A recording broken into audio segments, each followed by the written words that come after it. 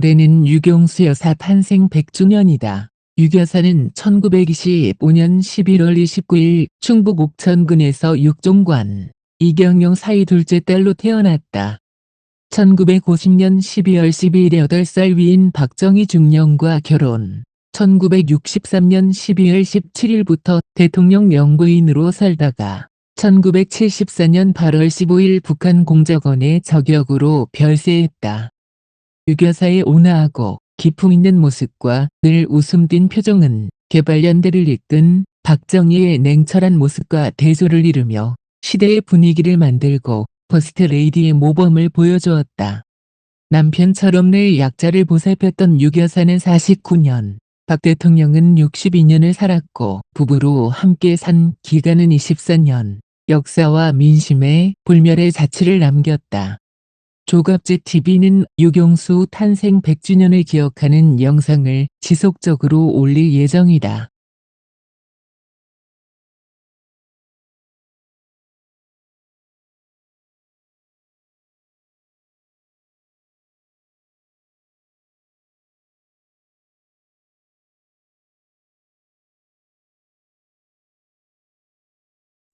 조갑제TV 시청자 여러분 안녕하십니까. 저희 세대는 잘 알지만은 지금 자라나는 세대 또는 청장년 세대는 유경수 여사에 대해서 잘 알지 못한다는 걸 알았습니다. 우리는 유경수 여사가 살아있을 때 뭐 기자 생활도 하고 해서 사회생활도 하고 해서 어떻게 보면 동시대 인물인데 나이는 동시대 인물이 아닙니다. 유경수 여사는 1925년생이고 저는 45년생이니까 20살 위에지만은 다 우리의 삼촌 세대 정도 되죠. 그런데 역시 유경수 여사 사망 후, 즉 1974년 이후에 태어난 분들이 한국 사회의 주류가 되니까 잘 모르는 것 같아요. 그럼 잘 모른다면 제가 한번 다시 박정희 유경수 이야기를 해야 되겠다는 필요성을 느끼게 되었습니다. 그런데 유경수 하면 꼭 뒤에 여사를 붙여야 되는 무슨 의무감 같은 걸 제가 느낍니다. 다른 분들도 마찬가지 같습니다.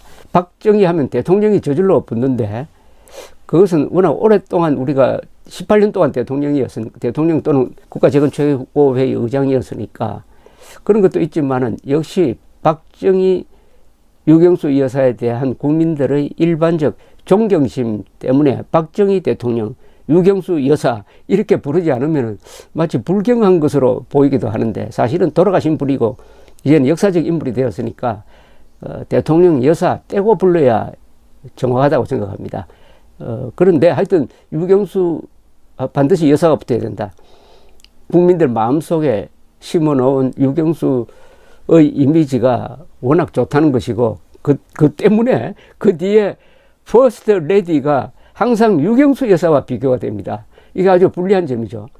유경수 여사는 그 용모나 말이나 그분의 행동이 아주 절제되고 어떻게 보면 참 균형이 잡히고 그리고 깔끔하고 또 약점 잡히지 않는 이런 성격의 유경수 여사, 그것도 그 역할을 한 10여 년, 14년 정도 했으니까 다른 5년짜리 퍼스트 레디로서는 좀 억울한 면도 있을 것이라고 생각합니다.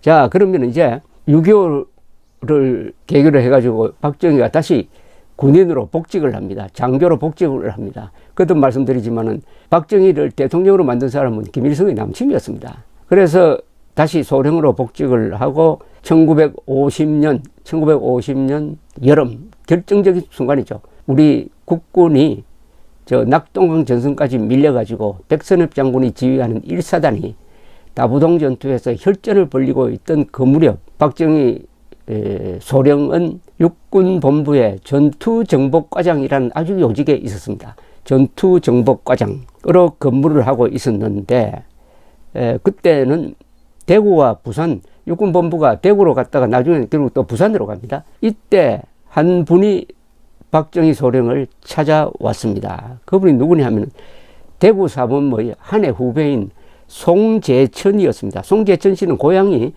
유교사와 같은 충북 옥천인데 옥천 농업고등학교에서 교사로 재직 중에 있었어요. 그런데 이분이 교사로 재직을 해가지고 군사교육을 받고 한 경력 때문에 전쟁이 터지니까 군인으로 들어갔습니다. 군인으로 들어가서 어디에 근무를 할까? 선배인 박정희 소령을 찾아갔더니 아이고 잘됐다 하면서 반갑게 맞아주면서 전투정보과에 포로 신문관이 여러 사람 있었는데 포로 신문관으로 일하도록 이렇게 이야기를 해 주었습니다. 그래서 송재천 씨가 유경수 여사와 다리를 놓게 되는데 송재천 씨의 외가 쪽 동생뻘 되는 사람이 바로 유경수 여사였습니다. 유경수 여사. 근데 유경수 여사는 그 집안이 옥천의 아주 부자입니다. 그 육종관이라는 사람에 대해서는 나중에 다시 이야기를 드리겠습니다. 유경수 여사의 아버지가 육종관, 어머니가 이경영인데 육종관 씨는 부호입니다. 일제시대 때 이미 자동차를 5대나 가지고 있었고요. 또 일제시대 때 이 총독부 관리들하고도 잘 지냈습니다. 왜냐하면 육종관 씨의 형되는 분 중에 한 분이 김옥균과 함께 갑신정변에 참여를 했다가 실패해가지고 일본에 가서 일본인으로 귀화해서 산 사람이 있었습니다. 이 사람이 든든한 백이 돼가지고 육종관 씨는 일제시대 때도 아주 떵떵거리면서 살았는데 이분이 첩이 5명이었습니다. 첩이 5명. 그리고 본처는 아까 말한 이경영 씨였죠. 그런데 6.25 때 부산으로 피난을 와서 영도에서 살고 있었습니다. 영도. 그래서 박정희와 이제 연결이 되는데 이 중간에 역할을 한 사람이 송재천 씨입니다. 송재천 씨가 어느 날 박정희 소령을 찾아와서 과장님 왜 혼자 사십니까? 가족이 있어야 마음도 든든하고 위로도 될 것이 아니겠습니까? 이렇게 이야기를 했어요. 글쎄 좋은 섹시가 있어야지. 송소위는 유경수 여사가 바로 생각났다는 겁니다. 그래서 당시에 26살입니다.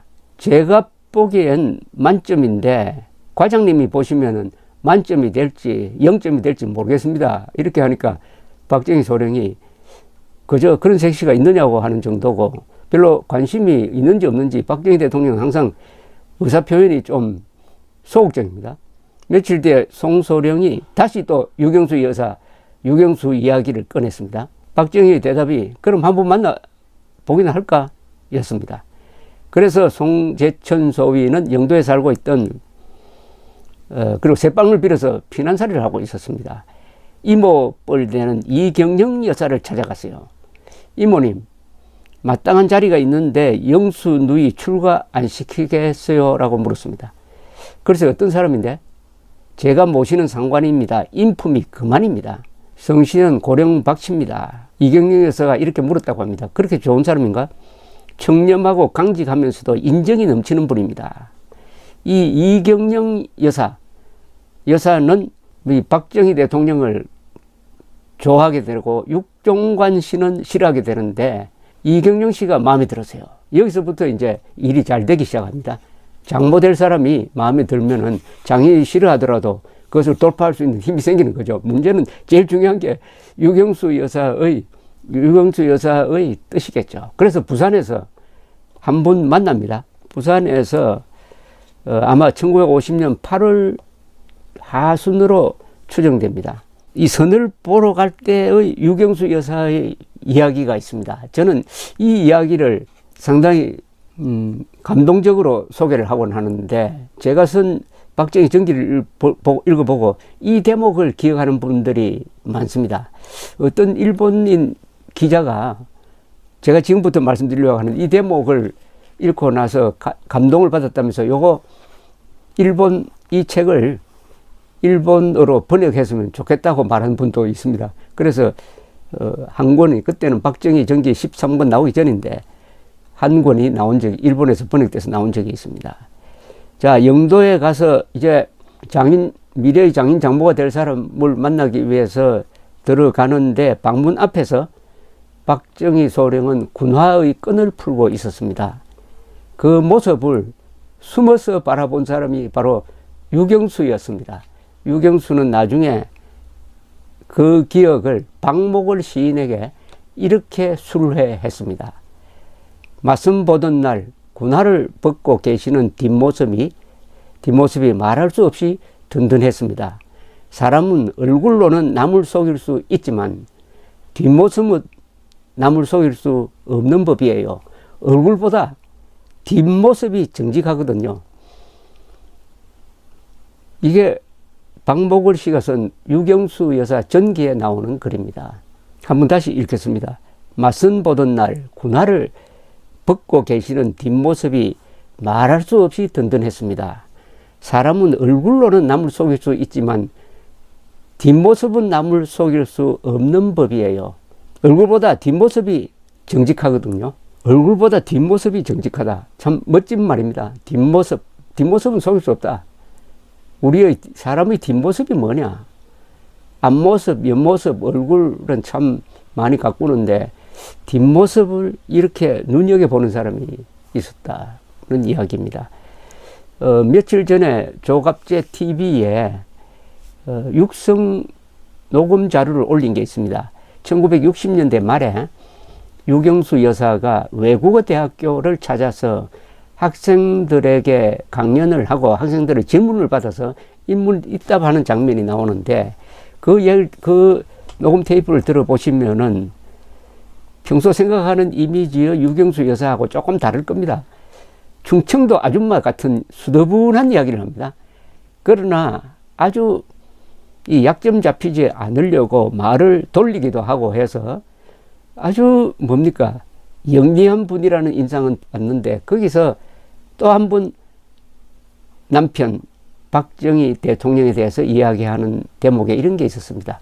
그분은 아무것도 없는 분이었습니다. 돈도 권력도 명예도 없는 분이었습니다. 결혼할 때 그랬다는 거죠. 아무것도 없는 분이었습니다. 사실은 1950년의 박정희는 아무것도 없는 사람이었습니다. 그래서 박정희는 이제 들어가서 육종관, 이경영 두 분 앞에 앉았습니다. 유경수는 찻잔을 나른 뒤 부모 옆에 단정히 앉았다고 합니다. 그때 옷차림은 검정 치마에 흰 저고리를 받쳐 입고 있었습니다. 얼마 후 인사를 드리고 박정희는 자리를 떴습니다. 자기 방으로 돌아온 언니에게 동생 육예수 씨가 있었습니다. 육예수 씨가 같이 살고 있었습니다. 육예수 씨가 언니 어때요? 라고 물었습니다. 유경수는 달아오른 볼을 쌓아안으며 생글거리기만 했다고 합니다. 육예수 씨의 증언입니다. 표정은 밝았다고 합니다. 언니 웃는 것 보니 마음이 들었나 봐. 글쎄 눈이 번쩍번쩍 광채가 나는데 굉장히 무서워서 콧날이 날카로워 성깔이 있어 배더구나. 그러나 주관이 확고하게 서 있는 듯한 그 눈에 마음이 끌려서 이렇게 이야기했습니다. 이날 밤 이제 일종의 중매를 한 송재천 씨가 유경수를 찾아가서 박소령에 대한 인상을 물었다고 합니다. 유경수는 미래의 남편에 대해서 이렇게 설명을 했답니다. 사람은 체격도 작고 볼품이 없지만 마음이 아주 단단한 것 같고 돌아서는 뒷모습이 아주 좋던데요. 그때도 뒷모습을 이야기했다고 합니다. 그런데 박정희 대통령은 이분이 부끄러움을 좀 타는 분입니다. 제가 박정희를 평할 때 소심담대하다고 합니다. 소심하면서도 간이 크다는 뜻입니다. 그래서 그날 이 선을 보러 갈 때 아주 떨렸던 모양이죠.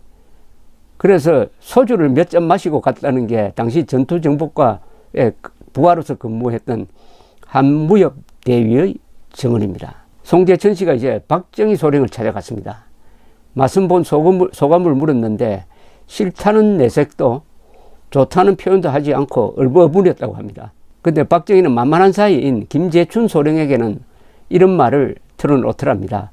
뭐 키가 나보다 큰 것 같고 보기는 봤는데 다시 만나봐야지 뭐 이런 식으로 좀 결정을 미루는 듯한 이야기를 하고 있었다는 게 후일담입니다.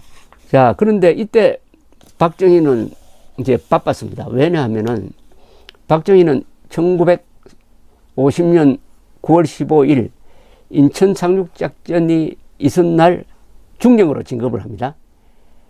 당시에 만주군관학교 동기인 이한림은 준장으로서 부군단정이었고 육사 2기 동기생은 거의 다 대령으로 진급했는데 여러 가지 사정, 특히 수권 수사로 재판을 받은 그 경력이 해가지고 중령밖에 되지 않았습니다. 일단 중령으로 진급한 다음에 9월 22일 날 부산에 있던 육군본부가 대구로 옮기게 됩니다. 이때 박정희는 육군본부를 대구로 옮기는 그 일의 책임자가 되었습니다. 정복을 입고 완전 무장을 하고 그 이동작전을 지휘하는 박정희의 모습이 아주 근사했다고 합니다. 후배 송재천 씨가 보기에는. 그런데 이때 유경수 여사는 박정희가 이혼한 경력이 있다는 이야기를 아마 어머니를 통해서 들었지 않을까 생각이 듭니다. 박정희가 바로 그런 이야기를 고백을 했는지는 이게 아마 고민이었을 겁니다. 그리고 육종관 씨는 우선 군인을 싫어한 사람이었어요. 이 사람이 군인이 싫은 데다가 또 이혼했다는 이야기를 들으면은 나이 차이는 1917년생이 박정희, 1925년생이 유경수 여사니까 8살 차이입니다. 결혼을 반대를 하기 시작했습니다. 명분은 군인에게 영수를 시집 보낼 수 없다. 그러나 이경영 씨가 유경수 여사 편을 들기 시작했습니다. 유경수는 이미 마음이 결정되었습니다. 이경영은 남편이 반대해도 유경수 여사 편을 듭니다. 이 집안에 이제 어떻게 보면 분란이 났습니다. 이미 영수도 마음속으로 결정한 것 같으니 성사시켜 줍시다. 이렇게 이경영 씨가 남편에게 이야기를 해요. 아마 육종관 씨는 깜짝 놀랐을 겁니다. 자기 말을 참 순종하는 부인이 어떻게 이렇게 나오느냐. 그런데 한편 또 이경영 씨 입장에서도 좀 남편에 대한 불복하고 싶은 마음이 있었지 않을까 생각이 드는 것은 남편이 소실을 5명이나 두었습니다. 소실을 5명이나 두었는데 이경영 여사는 쭉 참고 내색하지 않고 그 5명의 첩 소실을 잘 다루었다고 합니다. 근데 겉으로 잘 다루는 거지 어떻게 첩을 5명이나 준 남편에게 좋은 생각만 존경하는 마음만 생기겠습니까? 육종관 씨가 놀라지 마십시오. 5첩 사이에서 난 아이가 죽은 사람 빼고 생존자가 18명입니다. 18명. 무슨 세종대왕도 아니고 말이죠. 18명을 낳았는데 이런 집안을 꾸려가는 안살림을 책임진 이경영 여사의 고민은 어떠했을까요? 짐작이 가시죠. 그런데 이 유경수는 또 아버지의 가장 신임을 받는 사람이었어요.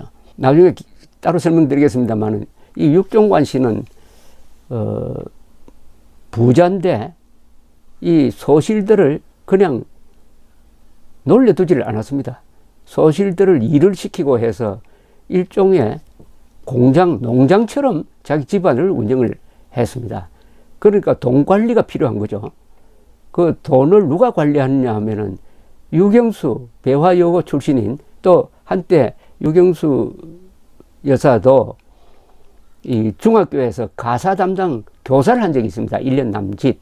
그래서 꼼꼼한 유경수 여사가 집안 전체의 격리부장 역할을 했습니다. 그만큼 신임을 받는 딸도 아버지의 뜻과 달리 결혼하겠다고 하고 이경영 여사도 결혼시켜 주겠다고 하고 이때부터 이 집안에 문제가 생깁니다. 자, 그러면은 어떻게 해야 되느냐? 그 다음 단계는 이제 약혼입니다. 약혼 하면은 이제 결혼으로 바로 직행하는 겁니다. 이 약혼을 어떤 식으로 하느냐에 대한 정언이 있습니다. 박정희, 유경수의 약혼은 어떤 식으로 이루어졌느냐? 대구에서 이루어졌습니다. 대구 동성로 내거리, 이게 대충 9월로 추정이 됩니다.